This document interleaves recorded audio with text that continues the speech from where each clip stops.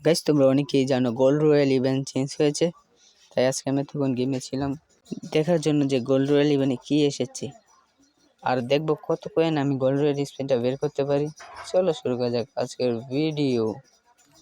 তখন আমি যাই, তখন দিকে একটা ফিস্ট স্ক্রিন এসেছে গেমে। ফিস্ট স্ক্রিনটা দেখতে ভালোই লাগতেছিল, আমি ভাবতেছিলাম কোনটা বার করবো সেটাই ভাবতেছিলাম।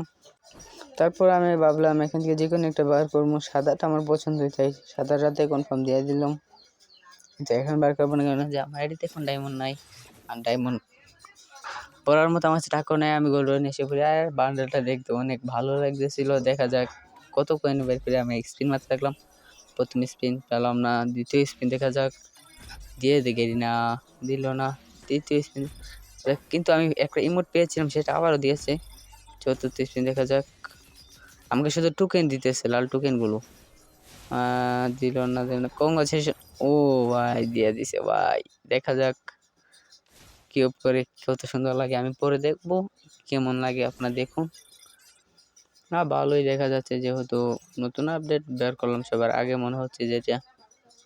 চলো দেখা যাক, আমার মনে হয় আমি সবার আগে বের করলাম এটা বান্ডেলটা। পরে দেখা যাক সামুরের সাথে খেটে।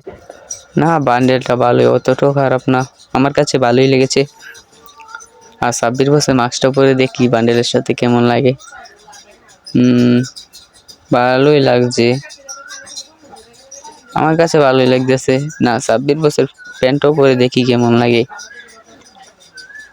প্যান্ট জুতো পরে দেখি সাদা জুতা হয়েছে, আমার কাছে ভালোই লাগতেছে। গেট আপটা, শার্টটা এতটা খারাপ না, চুলটাও ভালোই।